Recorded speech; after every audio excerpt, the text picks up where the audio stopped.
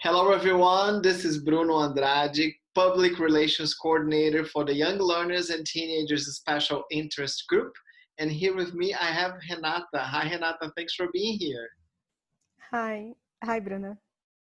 So Renata, what can you tell us about this whole idea of teaching remotely in times of pandemic? Well, it was a little bit challenging in the beginning because we only had like 2 days to prepare all the classes to start online.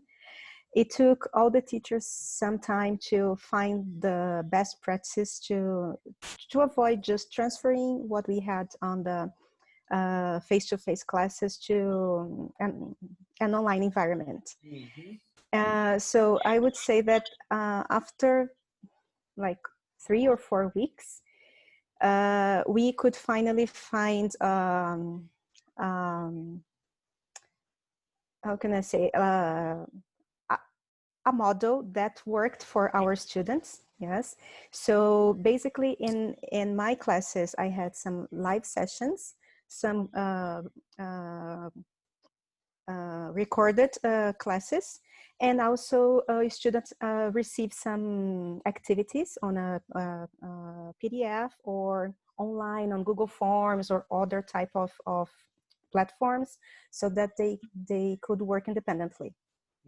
Interesting. And do you have any great advice to give to teachers, especially young learners? You teach, how old are your students, Renata, again? Oh, yes. Oh, okay. Let me tell you the environment. I'm a guided reading teacher, so I teach reading at an international school for first and second grade.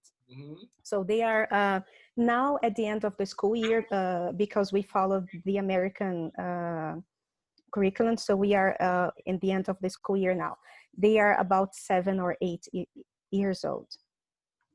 So an advice is to be very patient because on the first meetings, like they wanted to talk all at the same time. They didn't know how to use the mute and unmute. Also, it's mandatory that you establish a good relationship with the families Yeah. because they're little and they depend on the families to start a Zoom meeting or to open like an email and send like their tasks to the teacher. So it's very important that you have a good relationship and clear communication with the families. Yeah, especially for this age because they are so into this, starting to have the process of writing and reading, right? So it must be very Mm-hmm. challenging for you to teach kids Yes. online. Yes, it is. And it was also hard in the beginning to find the correct or the best platforms Mhm. to use for reading online because as I said before, I teach reading. So at the school, we have several books that we can use with them. They are divided into levels, yeah, according to their reading levels. So I had to find like similar platforms online. I was able to find some. Can I mention the names? Yeah. Okay. So some of the websites that I used was Reading A to Z or Res Kids, uh, Tumble Books Library, Get Epic Books, and Books, and most of them were free of charge for this period of time. Yeah, so it was like incredible. They can read online. You can find the uh, correlation of the levels of the reading levels. You can assign books for the kids to read, and on Reading A to Z, they can even like record themselves reading, and you can check their reading fluency and decoding later.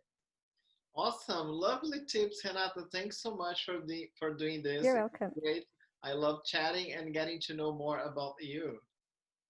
Thank you. thank you for the invitation. And can I ask you something, or the viewers, if you have some good advice to work with this age, like young learners, to work with pair work, group work, online, please, I need some because this was one of the biggest challenge that I had. So I could not break rooms at Zoom and leave some of the kids by themselves because the school does not allow that, and we are not sure that they are going to do the work if they are alone. And I was only able to be in one of the rooms.